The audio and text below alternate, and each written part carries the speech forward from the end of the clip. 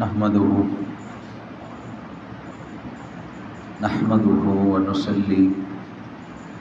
ونسلم على رسوله النبي الكريم المكين الهني الرؤوف الرحيم أما بعد فأعوذ بالله من الشيطان الرجيم بسم الله الرحمن الرحيم والذين إذا فعلوا فاحشة أو ظلموا أنفسهم ذكروا الله فاستغفروا لذنوبهم ومن يغفر الذنوب إلا الله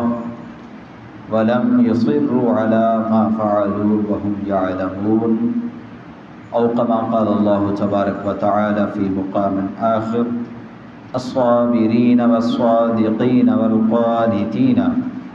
والمنفقين والمستغفرين بالأسحار صدق الله مولانا العظيم أو كما قال الله تبارك وتعالى في شان حبيبه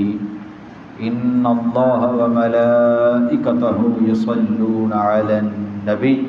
يا أيها الذين آمنوا صلوا عليه وسلموا تسليما اللهم صل على سيدنا ومولانا محمد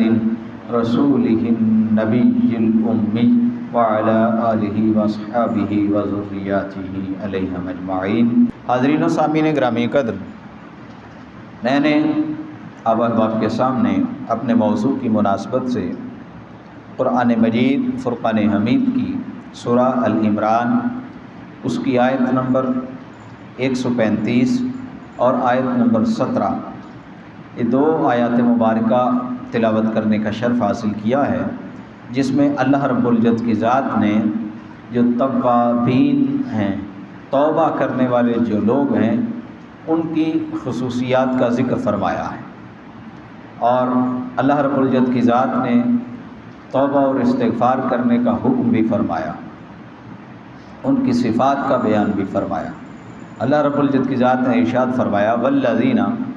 اذا فعلوا فاحشة او ظلموا انفسهم، اور یہ ایسے لوگ ہیں کہ جب کوئی برائی کر بیٹھتے ہیں یا اپنی جانوں پر ظلم کر لیتے ہیں، ذکروا اللہ، تو پھر اللہ کا ذکر کرتے ہیں، فاستغفروا لذنوبہم، اور پھر اس سے اپنے گناہوں کی معافی مانگتے ہیں، توبہ کرتے ہیں، وَمَن يَغْفِرُ الذُّنُوبَ إِلَّا اللَّهُ، اور پھر اللہ کے سوا کون ہے جو ان کے گناہوں کو بخشے، کون ہے جو ان کی بخشش اور ان کی مغفرت کرے، وَلَمْ يُصِرُّوا عَلَى مَا فَعَلُوا وَهُمْ يَعْلَمُونَ، اور پھر جو گناہ وہ کر بیٹھتے ہیں وہ کبھی اس کے اوپر ڈٹے نہیں رہتے، جمے نہیں رہتے، اصرار نہیں کرتے۔ ان کی صفت یہ ہے کہ جب وہ کوئی گناہ کر لیں، کوئی برائی کر لیں یا اپنی جانوں پر کوئی ظلم کر لیں، تو وہ اسی وقت بھاگے بھاگے آتے ہیں اللہ کی بارگاہ میں، اللہ رب العزت کی ذات کا، اس کی بارگاہ میں آ کے اس کا ذکر کرتے ہیں، پھر اس سے توبہ اور استغفار کرتے ہیں، اور پھر وہ گویا یہ زبان حال سے یہ کہتے ہیں کہ اللہ تیرے سوا کون ہے جو ہمارے گناہوں کو معاف کرے، کون ہے جو ہمیں بخش دے، ہماری بخشش اور مغفرت کے لیے تیرے در کے سوا دوسرا تو کوئی در نہیں ہے۔ تو وہ ایسے لوگ ہیں، یہ ان کی صفت ہے کہ جب وہ آتے ہیں تو پھر وہ اللہ کا ذکر بھی کرتے ہیں، توبہ اور استغفار بھی کرتے ہیں، اور پھر اس سے بخشش اور مغفرت کا سوال بھی کرتے ہیں، تو پھر اللہ کی ذات نے ایک اور صفت ان کی بیان فرمائی وَلَمْ يُصِرُّوا عَلَى مَا فَعَلُوا، اور پھر جو وہ گناہ یا برائی یا ان سے غلطی کوتاہی گناہ سرزد ہو چکا ہو تو پھر وہ کبھی اس پر اصرار نہیں کرتے۔ وَهُمْ يَعْلَمُونَ، اس حال میں کہ وہ اس کو جانتے ہوئے، اس کو جان رہے ہوں، تو وہ کبھی اس پر اصرار نہیں کرتے۔ یہ اللہ رب العزت کی ذات نے ایک ان کی صفت بیان فرمائی۔ پھر آیت نمبر 17 میں دوسری فرمائی کہ یہ الصابرین والصادقین، کہ یہ وہ لوگ ہیں جو صبر کرنے والے ہیں، یہ بھی ان کی صفت ہے۔ توابین کی، توبہ کرنے والے لوگوں کی، سچے توبہ کرنے والے لوگوں کی یہ بھی صفت ہے کہ وہ صبر کرنے والے ہوتے ہیں۔ والصادقین، اور ان کا جو بھی قول ہوتا ہے، ان کا عمل ہوتا ہے، وہ قول اور فعل میں کبھی بھی متضاد نہیں ہوتے، ان کا قول اور فعل دونوں سچائی پر ہوتے ہیں، دونوں سچے ہوتے ہیں۔ والقانتین والمنفقین، اور پھر وہ ادب اور اطاعت کے ساتھ اللہ رب العزت کی ذات کی بارگاہ میں جھکنے والے ہوتے ہیں۔ والمستغفرین بالاسحار، اور پھر اللہ کے رستے میں خرچ کرنے والے ہوتے ہیں، اور رات کے پچھلے پہر جب ساری دنیا سوئی ہوتی ہے تو اس پہر اٹھ کر وہ طرح اللہ رب العزت کی ذات کے ساتھ ہم کلام بھی ہوتے ہیں، اور اس سے توبہ اور استغفار بھی کرتے ہیں، اس سے معافی بھی مانگتے ہیں۔ یہ بھی اللہ رب العزت کی ذات نے صفت بیان فرمائی۔ اب یہ کون لوگ ہیں جن کی یہ صفات بیان کی جا رہی ہیں؟ وہ کون لوگ ہیں کہ جن کی توبہ ایسی توبہ تھی کہ ان کی توبہ اللہ رب العزت کی ذات کے ہاں اس کی بارگاہ میں مقبول اور مبرور بھی ہوئی، اور اللہ رب العزت کی ذات نے یہ ساری کی ساری صفات کا ان پر اطلاق بھی کیا اور ان کو انعامات بھی ملے۔ وہ تھے اولیاء،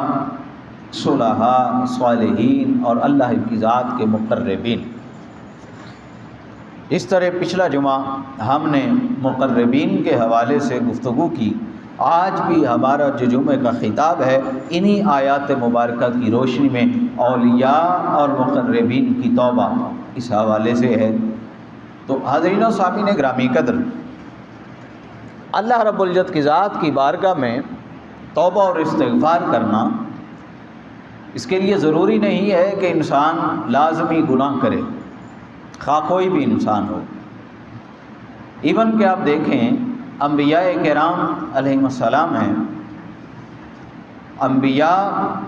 گناہ سے، غلطی سے، کوتاہی سے بالکل معصوم ہوتے ہیں، وہ مبرہ ہوتے ہیں، غلطی سے بھی ان سے گناہ یا غلطی سرزد نہیں ہو سکتی، یہ ان کی صفت ہے، یہ خصوصیت اللہ کی ذات نے ان میں رکھی ہے، انبیاء اور رسل میں۔ انبیاء اور رسل کے علاوہ جس پر انسان کا اطلاق ہوتا ہے، جس مخلوق پر انسان کا اطلاق ہوتا ہے، ان کو انسان کے نام سے جانا اور پکارا جاتا ہے۔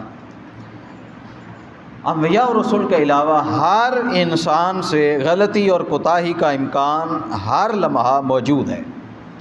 ہر لمحہ، کہ انسان غلطی کر سکتا ہے، کوتاہی کر سکتا ہے، انسان سے گناہ سرزد ہو سکتا ہے۔ یہ انسانی فطرت سمجھ لیں کہ انبیاء اور رسول کے علاوہ کوئی بھی معصوم نہیں ہے۔ اہل البیت ہیں، آقا علیہ السلام کے گھر والے ہیں، اللہ رب العزت کی ذات نے قرآن مجید فرقان حمید کی نص مبارک سے ان کو محفوظ بنا لیا ہے، ان کو محفوظ کر لیا ہے، وہ محفوظ ہیں، اور انبیاء اور رسول معصوم ہیں۔ ان دو کے علاوہ جس پر انسان کا اطلاق لفظ کا ہوتا ہے وہ گناہ سے معصوم نہیں، لیکن اس کے باوجود ہم دیکھتے ہیں کہ کوئی بھی نبی اور رسول ایسے نہیں گزرے کہ توبہ اور استغفار کرنا جن کا شیوہ نہ رہا ہو، جن کی زبان پر ہمہ وقت توبہ اور استغفار کا ورد اور وظیفہ جاری نہ ہو۔ کوئی نبی اور رسول ایسے نہیں ہیں کہ جو ہمہ وقت اللہ رب العزت کی ذات کی بارگاہ میں پشیمانہ رہتے ہوں، توبہ اور استغفار نہ کرتے ہوں۔ ہمارے سامنے حضرت یحییٰ علیہ السلام، ان کی ایک مثال موجود ہے، اور اس کو حضور بابا فرید الدین مسعود گنج شکر رحمۃ اللہ علیہ انہوں نے اپنی کتاب اسرار الاولیاء صفحہ نمبر 167 167 اس صفحہ نمبر پر اس واقعے کو درج فرمایا ہے، اور اس کے علاوہ دیگر کئی تصوف کی کتب میں یہ واقعہ موجود ہے کہ حضرت یحییٰ علیہ السلام یہ ابھی محض صرف 4 برس کے تھے، صرف 4 سال آپ کی عمر تھی، اور اس 4 سال کی عمر میں حضرت یحییٰ علیہ السلام کا معمول یہ تھا کہ ہمہ وقت اللہ رب العزت کی ذات کی بارگاہ میں گریہ وزاری کرتے رہتے، توبہ اور استغفار کرتے، مغفرت کو طلب کرتے، ہر وقت اس کی خشیت کی وجہ سے روتے رہتے، خشیت الہی کی کیفیت ان پر طاری رہتی، حتیٰ کہ ان کے والد گرامی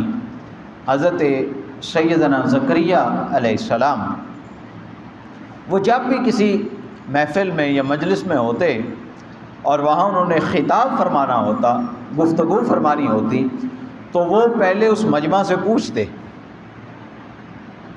یا دیکھتے خود کہ اس مجمع میں کہیں یحییٰ تو نہیں بیٹھے ہوئے، کیونکہ جب بھی حضرت زکریا علیہ السلام کسی بھی مجلس میں اللہ رب العزت کی ذات کے خوف کا تذکرہ فرماتے، خشیت کا تذکرہ فرماتے،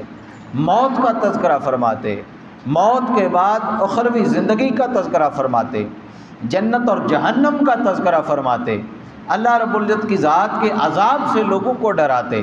اور اللہ رب العزت کی ذات کی محبت میں رونے کا درس دیا کرتے، خشیت الہی اور محبت اور مودت الہی میں ہر دم رونے کا آپ تذکرہ فرماتے، تلقین فرماتے۔ تو پھر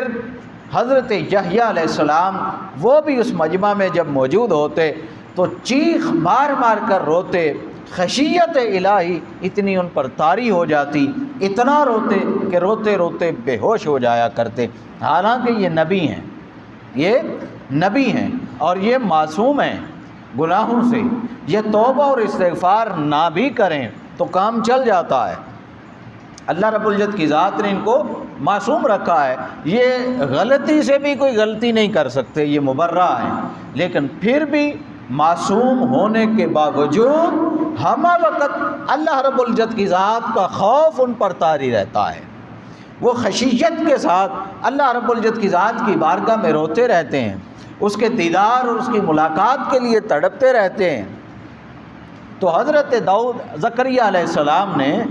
وہ جو واقعات تھے پھر ان کو بیان کرنا وہ ترک فرما دیا، وہ بیان کرنا چھوڑ دیا کہ میرا بیٹا اس مجلس میں بیٹھا ہوتا ہے، وہ بے ہوش ہو جاتا ہے، چیخیں مار مار کر گڑ گڑا کے روتا ہے، اتنا روتا ہے، انہوں نے اس کو بیان کرنا چھوڑ دیا، اور جب کبھی بیان کرنا ہوتا تو وہ دیکھ لیتے کہ جب یحییٰ علیہ السلام اس مجلس میں موجود نہ ہوتے تب تھوڑا بہت وہ بیان کر دیتے۔ ایک دن ایسا ہوا کہ حضرت یحییٰ علیہ السلام وہ اس گفتگو کو سننا چاہتے تھے، ان کی خواہش تھی کہ کوئی لمحہ ایسا آئے، کوئی بات ایسی ہو کہ اللہ رب العزت کی ذات کا خوف میرے دل میں ڈالا جائے، اس کی بارگاہ سے جو مجھے ایک خاص چیز خشیت عطا ہوئی ہے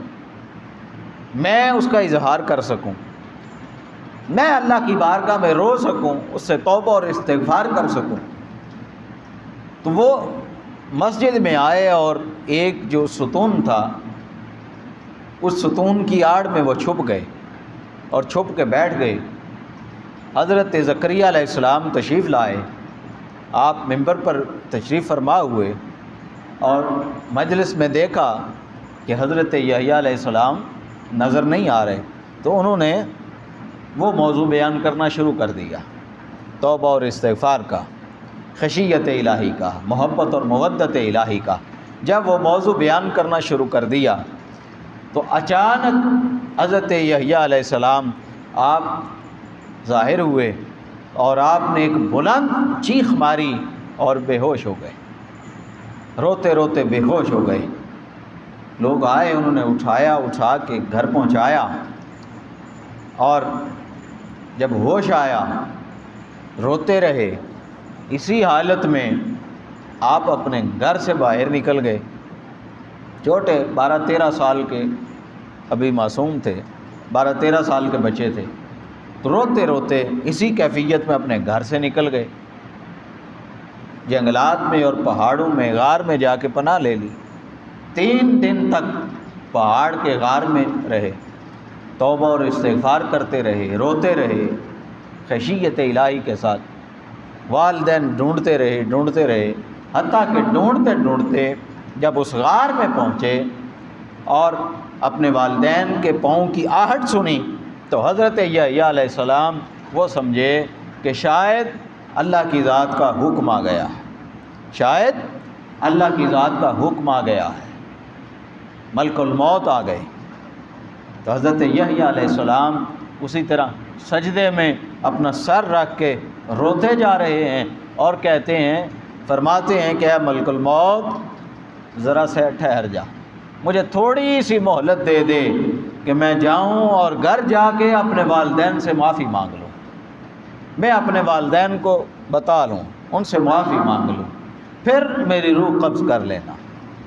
اب جب ماں اور باپ سامنے کھڑے ہوں اور آخری عمر میں جب 90 سال کے قریب عمر ہو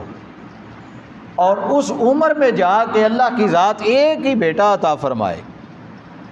ہوں بھی نبی، اور 90 سال کی عمر کے قریب پہنچے ہوں، اس عمر میں جا کے اللہ کی ذات ایک ہی بیٹا عطا کرے، اور پھر وہ بیٹا اتنی خشیت والا ہو، اور جب والدین اس بیٹے کی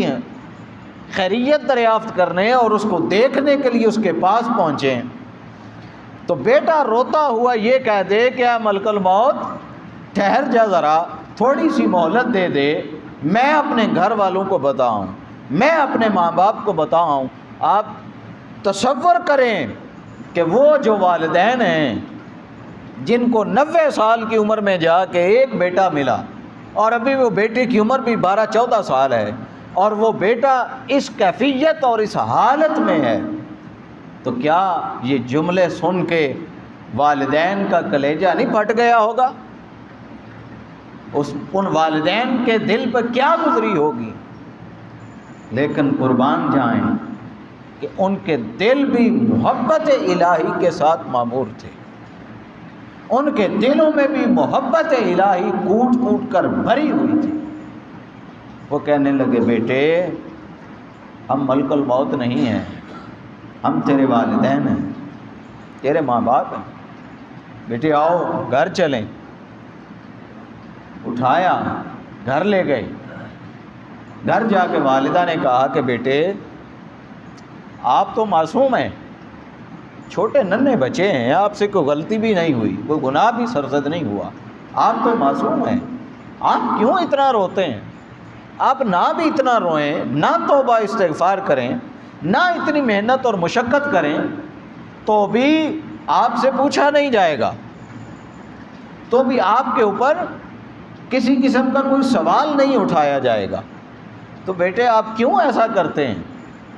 کیوں روتے رہتے ہیں؟ آپ نے فرمایا کہ اے اماں جان کیا آپ مجھے اس چیز کی ضمانت دیتی ہیں کہ جب قیامت والے دن تمام مخلوقات انسانی اللہ کے حضور جمع ہوگی، ہر کسی سے سوال اور جواب کیے جائیں گے، تو مجھ سے سوال نہیں کیا جائے گا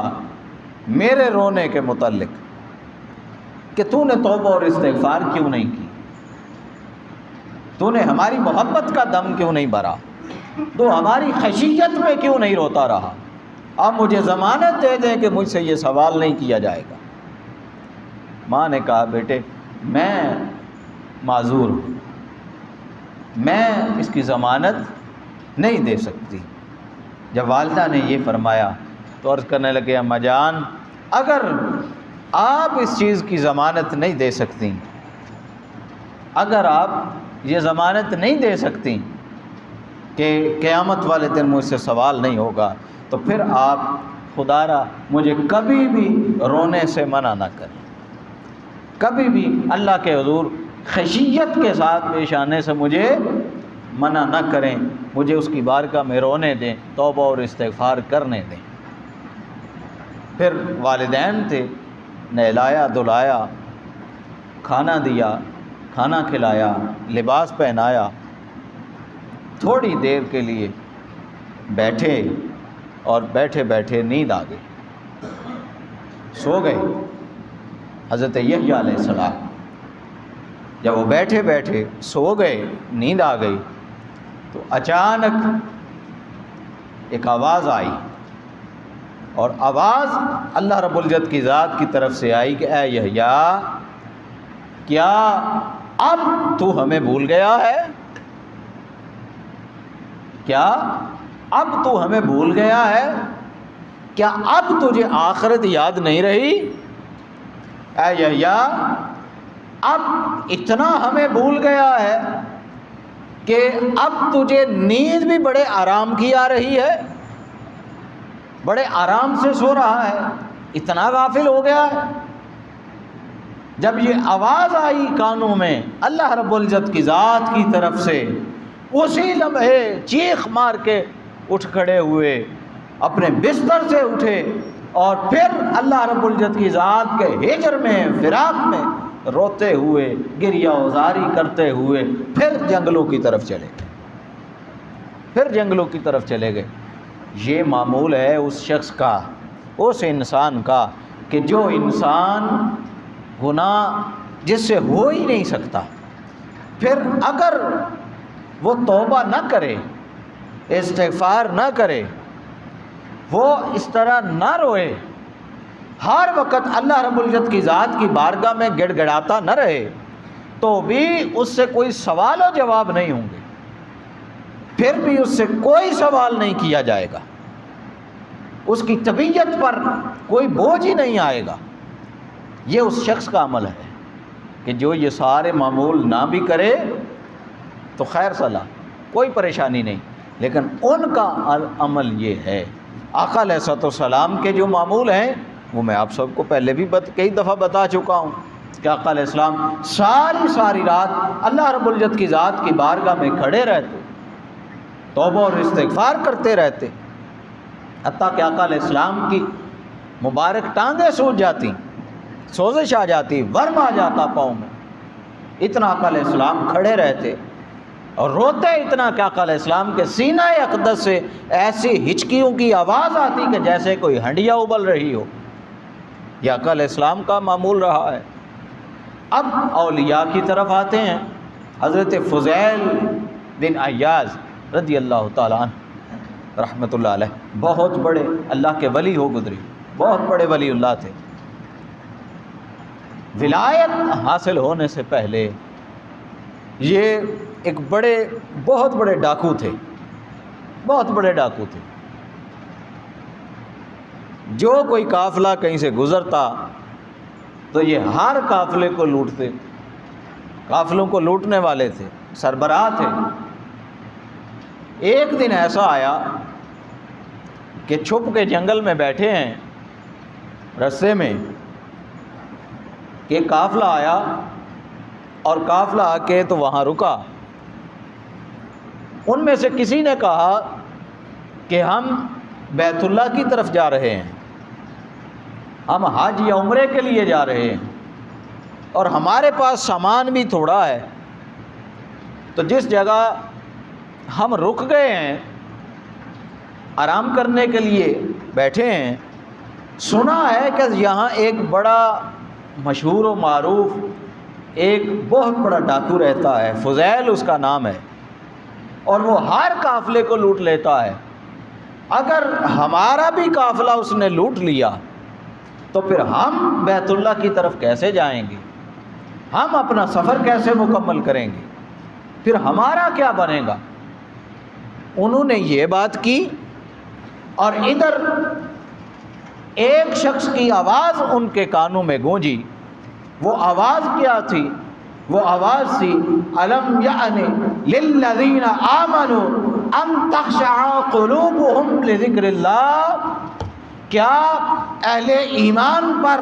لوگوں پر ابھی وہ وقت نہیں آیا کہ ان کے دل اللہ کی یاد کے لیے ہر وقت تیار ہو جائیں اور ان کے دل اللہ کی خشیت میں رونے والے بن جائیں؟ کیا ایسا وقت نہیں آیا؟ کیا ابھی وہ وقت نہیں آیا کہ اہل ایمان کے اور لوگوں کے دل خشیت الہی کے ساتھ اللہ کی بارگاہ میں جھک جائیں؟ کیا وہ وقت نہیں آیا؟ یہ آیہ مبارکہ جو ہی ان کے کانوں میں پڑی، اسی وقت عرض کرنے لگے خدا کی عزت کی قسم، وہ وقت آ چکا، وہ وقت آ چکا۔ اسی وقت توبہ اور استغفار کی۔ وہ جو لوگ آئے تھے، وہ قافلے والے، ان کو بتایا بھائی ڈرو نہیں، اب تمہارے قافلے کو کوئی نہیں لوٹے گا، جس فضیل سے تم ڈرتے ہو وہ فضیل میں ہی ہوں، آج کے بعد تمہارے قافلوں کو لوٹا نہیں جائے گا۔ قرآن کی ایک آیت کہ جس آیہ مبارکہ میں خشیت اور رقت کا ذکر تھا، اللہ کی بارگاہ میں رونے کا ذکر تھا، اللہ کی بارگاہ میں جھک جانے کا ذکر تھا، وہ ایک آیہ مبارکہ ان کے کانوں میں پڑی۔ وہ کانوں میں آواز پڑنے کی دیر تھی کہ ادھر آواز کان میں پڑی، ادھر دل کی دنیا بدل گئی۔ قرآن کی اس آیہ مبارکہ نے ان کے دل کی دنیا کو بدل دیا اور رقت کے ساتھ اللہ رب العزت کی ذات کی بارگاہ میں توبہ کے لیے حاضر ہو گئے، اللہ کی بارگاہ میں توبہ کر لی، اور پھر ہمیشہ ہمیشہ اللہ کی بارگاہ میں رجوع کرتے رہتے، ہمیشہ اس کی بارگاہ میں کھڑے رہتے، خشیت کے ساتھ، رقت کے ساتھ گڑ گڑایا کرتے، توبہ اور استغفار کیا کرتے، اور اللہ رب العزت کی ذات نے انعام یہ عطا فرما دیا کہ پھر ولایت کا تاج ان کے سر پر سجا دیا، بہت بڑے ولی ہوئے۔ پھر اسی طرح ہارون الرشید تھا، بنو عباس جو خاندان تھا اس کا بادشاہ تھا، یہ بنو عباس خاندان کا بادشاہ تھا، بڑا نامور حکمران ہے جس کو خلیفہ ہارون الرشید بھی کہتے ہیں۔ تو یہ ہارون الرشید کا ایک بیٹا تھا، 17 سال اس کی عمر تھی، شہزادہ تھا، 17 سال اس کی عمر تھی۔ اب وہ بیٹا ہر وقت روتا رہتا، ہر وقت اللہ رب العزت کی ذات کی بارگاہ میں توبہ اور استغفار کرتا رہتا، پھٹا پرانا لباس پہنتا، جو شاہی کھانے گھر میں بنتے وہ کبھی شاہی دسترخوان پر نہیں بیٹھا، کبھی اس نے شاہی لباس نہیں پہنا، کبھی شاہی سواریوں کو استعمال نہیں کیا، بادشاہ کا بیٹا تھا۔ لیکن وہ جو بادشاہوں کو جو مراعات ملتی ہیں، مراعات حاصل ہوتی ہیں، ان میں سے وہ کسی ایک کی طرف وہ نظر اٹھا کر بھی نہیں دیکھتا۔ ایک دن ہارون الرشید کہنے لگا کہ بیٹے یہ کیا حال بنا رکھا ہے، تو ولی عہد ہے، آنے والا تو بادشاہ ہو سکتا ہے، تو شہزادہ ہے، بادشاہ کا بیٹا ہے، تو یہ کیا گندے مندے کپڑے پہنے پھرتا ہے، پھٹے پرانے کپڑے ہیں تیرے، ہر وقت تو پاگل رہتا ہے، مجنون رہتا ہے، یہ کیا حالت بنا رکھی ہے، تو مجھے بے عزت کرانا چاہتا ہے کہ دیکھو ہارون الرشید اتنا بڑا بادشاہ اور اس کا بیٹا یہ کہ اس کی حالت پاگلوں جیسی ہے، لباس پھٹا پرانا ہے، تو کیوں ایسا کرتے ہو، باز آ جاؤ، اپنی حالت کو سنوارو۔ کہنے لگے ابا جی یہ کام مجھ سے نہیں ہوتا، میں جیسے آپ چاہتے ہیں میں ویسا بن نہیں سکتا، مجھے اجازت دے دیں۔ باپ نے کہا بھئی اگر تو میری بات نہیں مانتا تو نکل جا، میرے محل سے ہی نکل جا۔ باپ نے محل سے نکال دیا، ایک قرآن اور ایک انگوٹھی، یہ دو چیزیں لے کے وہ نوجوان وہاں سے نکلا محل سے، اور پھر مختلف بصرہ کی طرف چلا گیا، اور بصرہ کے جنگلوں میں پھر عبادت اور ریاضت اور مشقت اور مجاہدے وہ کرتے رہے، اس جنگلوں میں عبادت کرتے رہے۔ پھر ایک وقت آیا کہ جو کو تھوڑے بہت کو جمع پونجی اپنے پاس تھی وہ ختم ہو گئی، اب کچھ کھانا پینا بھی تو تھا، خوراک تو چاہیے تھی زندہ رہنے کے لیے۔ تو کیا کیا کہ جہاں مزدور بیٹھا کرتے تھے دیہڑی دار، جیسے ہم کہیں جائیں تو اڈے لگے ہوتے ہیں مزدوروں کے، اس اڈے پہ مزدور اور مستری مل جاتے ہیں، تو وہاں بھی وہ چلا جایا کرتا، وہ مستری اور مزدور جو تھے اس اڈے پہ وہ چلا جایا کرتا۔ اب وہ خوبصورت ایک نوجوان، بہت خوبصورت نوجوان، جو بھی اس کو دیکھتا وہ کہتا کہ بھئی میں نے اس کو لے کے جانا ہے، میں نے اپنا کام اسی سے کروانا ہے گھر کا۔ مزدوری کرتے رہے وہ۔ اسی دوران شیخ ابو طاہر، وہ ایک بہت بڑے بزرگ تھے، ولی اللہ تھے، شیخ ابو طاہر، ان کے گھر کی ایک دیوار گر گئی۔ وہ مزدور کو لینے کے لیے گئے، جب اس نوجوان کے چہرے کے اوپر ان کی نظر پڑی تو انہوں نے کہا کہ بھئی میں تو اسی نوجوان کو لے کے جاؤں گا۔ پوچھا بھئی نوجوان مزدوری کرو گے؟ انہوں نے کہا ہاں جی مزدوری کے لیے بیٹھے ہیں۔ پوچھا نوجوان اگر مزدوری کر سکتے ہو تو پھر آ جاؤ میرے ساتھ، میرا ایک کام ہے، گھر کی دیوار گر گئی ہے اس کو ذرا مرمت کر دو۔ کہنے لگے میں جی آپ کے ساتھ چلا جاتا ہوں لیکن میری 3 شرطیں ہیں۔ انہوں نے کہا بھائی عجیب بات ہے مزدور اور شرطیں رکھتا ہے، مزدور کو تو بندہ کو چاہیے کہ بس اس کی دیہڑی لگ جائے، تو یہ شرطیں رکھ رہا ہے۔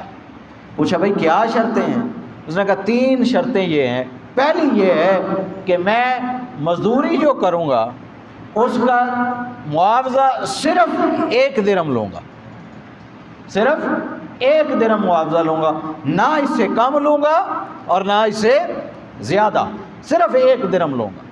انہوں نے کہا اچھا دوسری شرط کیا ہے؟ انہوں نے کہا دوسری شرط یہ ہے کہ جب اذان ہو جائے گی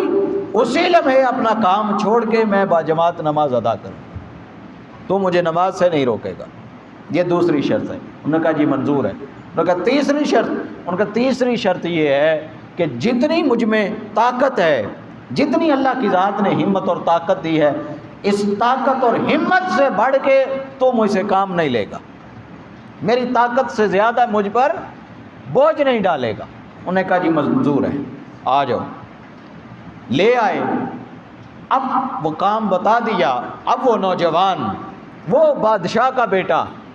اب وہ مزدوری کر رہا ہے، وہ گارا لگا رہا ہے، اینٹیں لگا رہا ہے، تنہا مزدوری کر رہا ہے۔ اذان ہوتی ہے، وہ اپنا لباس بدلتا ہے، جا کے نماز ادا کرتا ہے، پھر عصر کی ہوتی ہے، پھر نماز ادا کرتا ہے، اپنا مزدوری کا ختم ہوتا ہے، اپنا 1 درہم معاوضہ لیتا ہے اور چلا جاتا ہے۔ جب وہ شیخ ابو طاہر وہ آتے ہیں، وہ دیکھتے ہیں کہ بھئی اس ایک مزدور نے 10 آدمیوں کے برابر کام کر دیا ہے۔ ایک بندے نے اتنی محنت کے ساتھ اور اتنی لگن کے ساتھ کام کیا ہے کہ 10 آدمیوں جیسا کام اکیلا بندہ کر گیا ہے۔ وہ کچھ اور کام گھر کا نکل آیا، سوچا کہ چلیں یہ بھی اسی سے کرواتے ہیں۔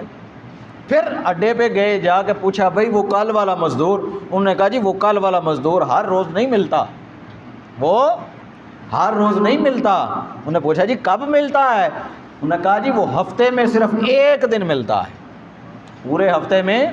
صرف 1 دن۔ بھئی کس دن آتا ہے؟ جی فلاں دن۔ کہا جی ٹھیک ہے، فلاں دن ہوا۔ وہ پھر گئے، دیکھا تو وہ نوجوان وہاں موجود تھا۔ پوچھا نوجوان مزدوری کرو گے؟ انہوں نے کہا جی ہاں کریں گے۔ پوچھا نوجوان آؤ پھر؟ انہوں نے کہا جی شرطیں وہی ہیں 3 کہ 1 نماز کے وقت میں کام نہیں کروں گا، طاقت سے زیادہ بوجھ نہیں اٹھاؤں گا، مزدوری صرف 1 درہم لوں گا، اس سے زیادہ نہیں یا کم نہیں۔ انہوں نے کہا جی ٹھیک ہے آ جاؤ۔ اب جب وہ مزدور کو گھر لے آئے، اب وہ کام کرنے لگا تو شیخ ابو طاہر وہ چھپ کے دیکھتے ہیں کہ میں دیکھوں تو صحیح ذرا کہ یہ کس طرح کام کرتا ہے کہ اکیلا آدمی 10 آدمیوں کے برابر کام کر رہا ہے، اکیلا مزدور۔ چھپ کے دیکھنے لگے۔ ابھی وہ جو شہزادہ تھا، وہ نوجوان، اس نوجوان نے ایک اینٹ کو ہاتھ لگایا، اٹھا کے دیوار کے اوپر رکھی گارا لگا کے، باقی ساری اینٹیں اس کے پیچھے خود بخود وہ دیوار بنتی چلی گئی اور اینٹیں اوپر آتی چلی گئی، وہ خود بخود دیوار بن گئی۔ اس نے ایک اینٹ کو ہاتھ لگایا، باقی دیوار وہ خود بن گئی۔ اب وہ بڑے حیران ہوئے۔ جب شام کا وقت ہوا مزدوری دینے کا تو وہ کہنے لگے کیا بیٹے میں آپ کو پہچان نہیں سکا، مجھے پہچاننے میں غلطی ہوئی ہے، تم تو بڑے عارف ہو، عارف باللہ ہو، مجھے پہچاننے میں غلطی ہوئی، بیٹے یہ 3 درہم میری طرف سے قبول کرو۔ کہنے لگے نہیں، ہماری شرط طے ہوئی ہے کہ 1 درہم، نہ 1 سے کم نہ 1 سے زیادہ، شرط طے ہے۔ انہوں نے کہا جی نہیں میں 3 ہی دینے ہیں، وہ چھوڑ کے بھاگ گیا۔ پھر وہ پیچھے پیچھے گئے، جا کے ترلا منت کیا اور 1 درہم دیا۔ پھر ایک وقت گزرا، ہفتہ گزرا، اور پھر اڈے پہ گئے کہ لے آؤں، پوچھا بھائی مزدور آیا؟ انہوں نے کہا جی آج نہیں آئے۔ انہوں نے کہا جی کیوں؟ انہوں نے کہا جی پتہ نہیں، لیکن آج نہیں آئے۔ پتہ کرتے کرتے کرتے کرتے اس کے گھر کی طرف گئے کہ پتہ تو کرو کہ وہ آج کیوں نہیں آیا۔ جا کے پوچھا کہ بھائی خیریت ہے، آج کام پر کیوں نہیں آئے؟ مزدوری کرنی تھی۔ کہنے لگے کہ نہیں شیخ ابو طاہر اب ہم سے مزدوری نہیں ہو سکتی، اس لیے کہ اب ہمارا راز کھل چکا ہے، اب ہمارا راز کھل چکا ہے، اب ہم مزدوری نہیں کر سکتے۔ جب یہ بات کی تو اس کے بعد وہ کہنے لگے کہ شیخ ابو طاہر بیٹھیں میری بات سن لیں۔ وہ انہوں نے جب اس نوجوان کے چہرے کو دیکھا تو اس کے چہرے سے نور کی شعائیں پھوٹ رہی تھیں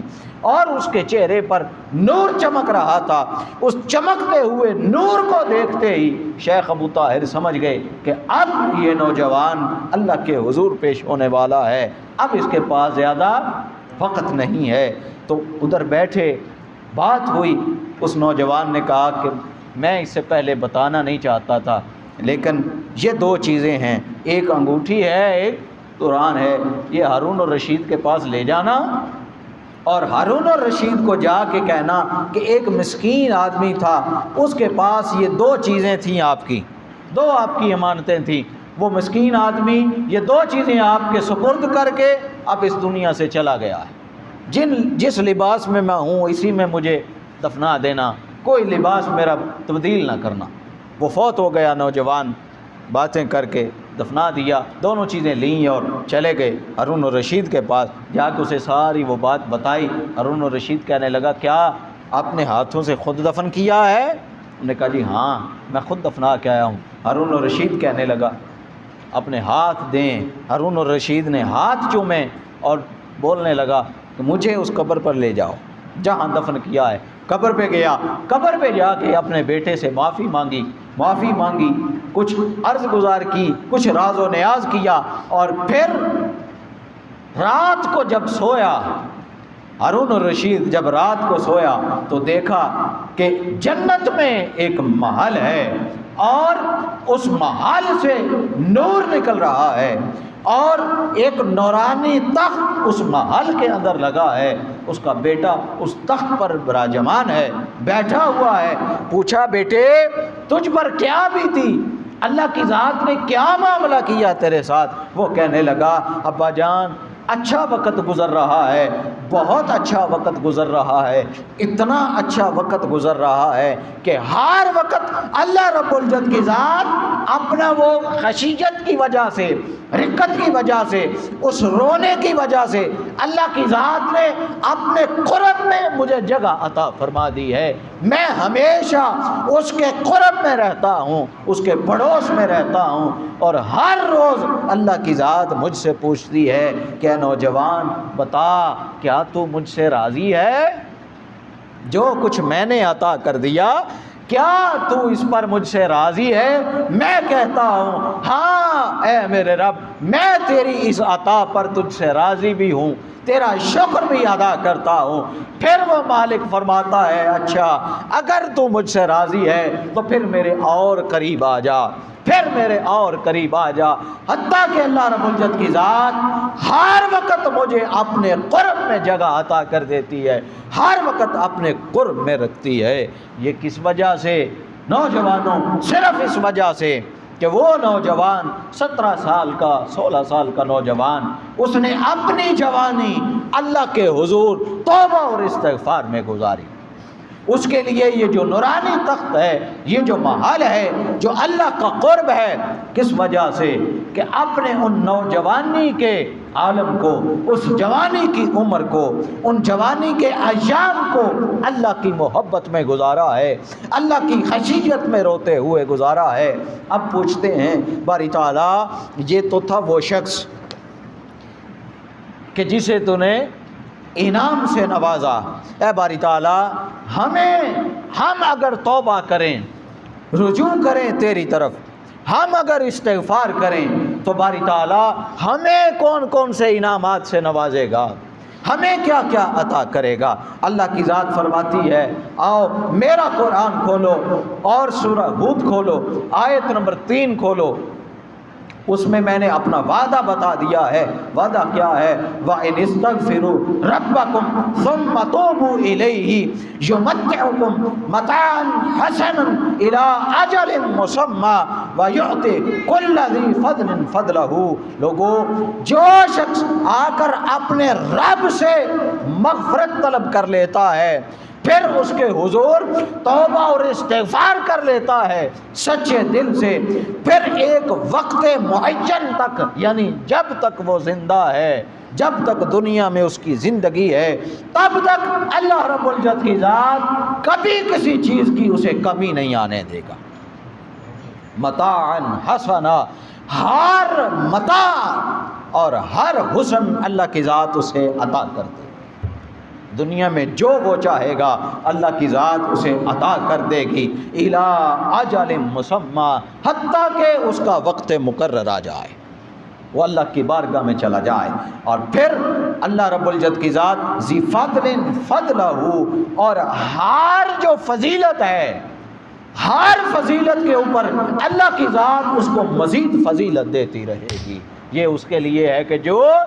اللہ کے حضور سچے دل سے توبہ کر لے، اس کی بارگاہ کی طرف رجوع کر لے، کہ جو شخص وہ سمجھے گا کہ یہ شخص بڑا افضل ہے، اللہ کی ذات اس توبہ اور استغفار کی وجہ سے اس کو مزید اس کے اوپر فضیلت دے دے گی۔ اور پھر اسی طرح سورہ ہود کی آیت نمبر 52 میں بھی تذکرہ فرمایا کہ اللہ کی ذات تمہارے گناہوں کو بخش دے گی، پھر اگر سچے دل سے توبہ اور استغفار کرو گے، اس کی طرف رجوع کرو گے، وہ تم پر آسمانوں سے انعام والی موسلادھار بارش بھیجے گا، تمہاری طاقت اور قوت کو بڑھا دے گا، تمہارے خزانوں کو بڑھا دے گا، اور تمہیں اللہ رب العزت کی ذات ہر نعمت سے آشنا کر دے گی۔ حضرت عبداللہ بن عمر وہ بیان کرتے ہیں، آقا علیہ الصلوۃ والسلام نے ارشاد فرمایا کہ لوگوں، ہر وقت اللہ رب العزت کی ذات کی بارگاہ میں توبہ اور استغفار کرتے رہا کرو، اس لیے کہ اللہ رب العزت کی ذات انسان کی اس وقت تک توبہ قبول کر لیتا ہے یہاں تک کہ اس کی روح اس کے حلق میں آ کے غرغر کی آواز پیدا کر دے۔ جب تک اس کی روح اس کے حلق تک آ کے غرغر کی آواز پیدا نہیں کر دیتی، تب تک اللہ کی ذات نے توبہ کا دروازہ اس کے لیے کھول رکھا ہے، تب تک توبہ کا دروازہ کھول رکھا ہے، توبہ کر لو۔ پھر حضرت عبداللہ بن مسعود رضی اللہ تعالی عنہ وہ روایت کرتے ہیں، آقا علیہ السلام نے فرمایا لوگوں، جنت کے 8 دروازے ہیں، جنت کے 8 دروازے ہیں، ان میں سے 7 دروازے بند ہو چکے ہوں گے، ایک وقت آئے گا 7 دروازے بند ہو چکے ہوں گے، لیکن ایک دروازہ اللہ رب العزت کی ذات اس وقت تک کھلا رکھے گی کہ جب تک سورج مغرب سے طلوع نہیں ہو جاتا، اور وہ دروازہ اللہ کی ذات توبہ کا کھولا رکھے گی، توبہ کا دروازہ کھلا رہے گا اس وقت تک کہ سورج مغرب سے طلوع ہو جائے۔ یہ قیامت کی نشانی ہے اور یہ کبریٰ علامت ہے، بڑی نشانی۔ پھر حضرت عمر رضی اللہ تعالی عنہ، عمر بن خطاب وہ فرمایا کرتے لوگوں، ہمیشہ ایسے لوگوں کے پاس بیٹھا کرو جو کثرت کے ساتھ اللہ کا ذکر کیا کریں اور کثرت کے ساتھ توبہ کیا کریں۔ لوگوں ایسے لوگوں کے پاس بیٹھا کرو، اس لیے کہ ان کے دل نرم ہوتے ہیں، وہ اللہ کے قریب ہوتے ہیں، وہ تمہیں بھی اللہ کے قریب کر دیں گے۔ پھر حضرت ذوالنون مصری وہ فرمایا کرتے تھے، لوگوں توبہ اس کی حقیقت یہ ہے، توبہ اس چیز کا نام ہے کہ تم توبہ کرو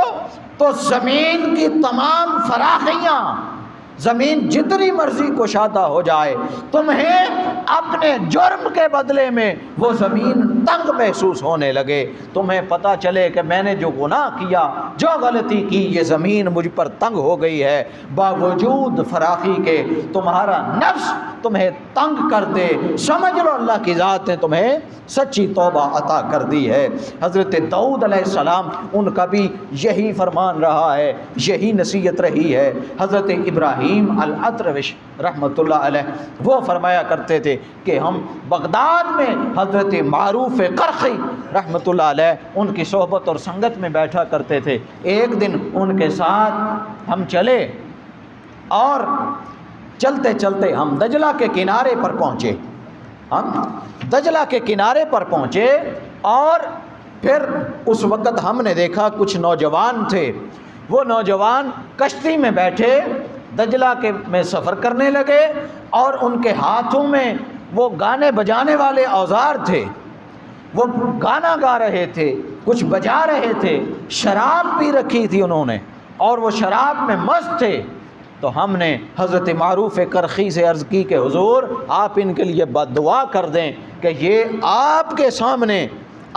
سامنے ہوتے ہوئے شراب بھی پیتے ہیں، پھر گانے بھی گاتے ہیں، پھر یہ مستیاں بھی کر رہے ہیں، شوخیاں کر رہے ہیں، ان کے لیے بد دعا کیجئے۔ حضرت معروف قرخی فرمانے لگے ٹھیک ہے میں ان کے لیے بد دعا کرتا ہوں، تم پیچھے آمین کہنا۔ ٹھیک ہے، دعا کے لیے ہاتھ اٹھائے اور حضرت معروف قرخی وہ عرض کرنے لگے، اے باری تعالیٰ جس طرح تو نے اس دنیا میں ان کو خوش رکھا ہے، قیامت والے دن بھی اپنی بارگاہ میں اپنی جنت میں اسی طرح خوش کر دینا۔ وہ مرید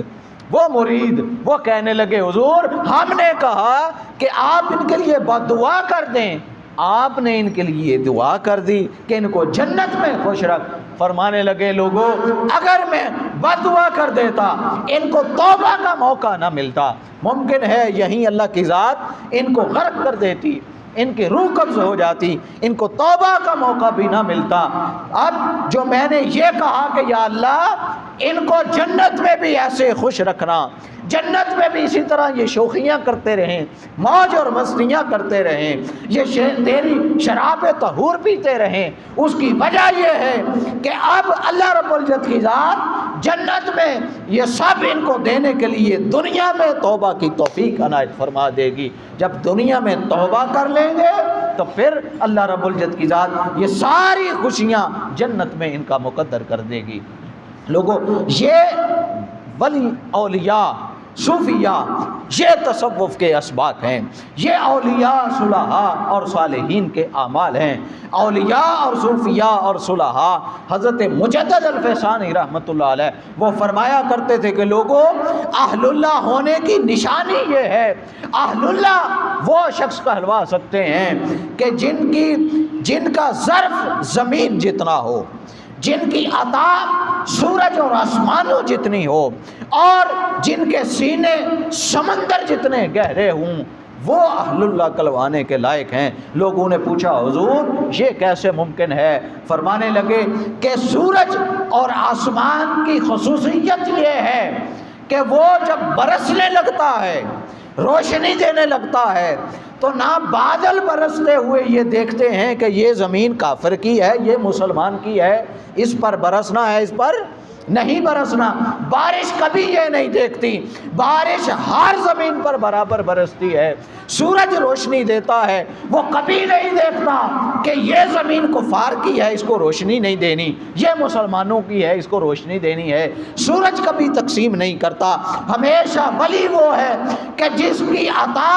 جس کا غنا اس بارش اور سورج جیسا ہو کہ وہ ہر کسی کے اوپر رحم کرنے والا ہو، ہر کسی کو عطا کرنے والا ہو۔ سمندر کی جو گہرائیاں ہیں کہ دنیا کے جتنے راز ہوں، دنیا جتنی اسے تکلیف دے لے، دنیا اس کے ساتھ جو ظلم اور زیادتی کر لے، وہ سمندر کی گہرائی جتنا گہرا اپنا سینہ رکھتا ہو کہ ہر چیز وہ اپنے سینے میں دبائی جائے اور کبھی کسی سے شکوہ نہ کرے کہ میں اللہ کا ولی تھا، اللہ کا مقرب تھا، لوگوں نے میرے ساتھ یہ ظلم کیا، یہ زیادتی کی۔ اور فرمایا جو زمین کی کشادگی ہے اس کا عالم یہ ہو کہ انسان کا دل اتنا کشادہ ہو جائے کہ اس کے دل میں ما سوائے اللہ کے کسی غیر کی محبت اور طلب موجود نہ ہو، اور پھر اس کے دل میں جس طرح زمین ہر کسی کے لیے کشادہ ہے، ہر کسی کے لیے وسیع ہے، جو چاہے جیسے چاہے اس کے اوپر چلتا پھرے، اسی طرح ولی کامل کا دل وسیع ہونا چاہیے کہ اس کے دل میں ہر کافر کی، ہر مومن کی، ہر انسان کی، حتیٰ کہ ہر حیوان کی بھی محبت، عزت اور تکریم ہونی چاہیے۔ یہ جو سبق ہیں تین، یہ سبق جب مل جائیں جان لو وہ شخص ایسا کرنے والا وہ اللہ رب العزت کی ذات کا ولی ہے، وہ ولی کامل ہے، وہ حقیقی اہل اللہ ہیں۔ لوگوں، یہ اولیاء اور صوفیاء کی تعلیمات ہیں، ان صوفیاء کی تعلیمات سے ہمیں دور کیا جاتا ہے، یہ صوفیاء اور اولیاء کے ان اسباق سے ہمیں دور کیا جاتا ہے۔ آج دور یہ ہے کہ آج اس دور میں ہمیشہ صوفیاء اور اولیاء کی کتابوں سے جو 2 نمبر اور جعلی من گڑت جھوٹی باتیں خود لوگوں نے گڑھ کے 2 نمبر کتابوں میں لکھ دی ہیں، وہ کتابیں لوگوں کے سامنے لائی جاتی ہیں اور اولیاء کو بدنام کیا جاتا ہے۔ اٹھائیں پچھلے زمانے کی 3-4 جو تصوف کی الکتب ہیں، امہات الکتب، جو کتابوں کی ہیں، اٹھائیں اور دیکھیں کہ تصوف کیا ہے، اولیاء کا سبق کیا ہے،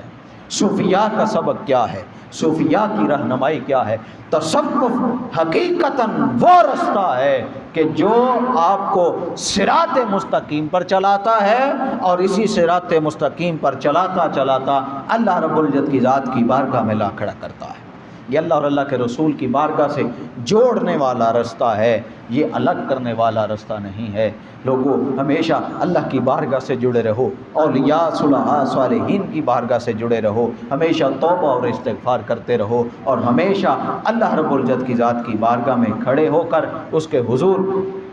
ہمیشہ عاجزی کے ساتھ گریہ وزاری کرو، اپنی آنکھوں کو برساؤ۔ اللہ رب العزت کی ذات اس کے صدقہ سے آپ کے گناہوں کو بھی مٹا دے گی اور جنت میں اعلیٰ مقام بھی عطا کر دے گی۔ اللہ رب العزت کی ذات ہم سب کا حامی و ناصر ہو۔ وما علینا الا البلاغ۔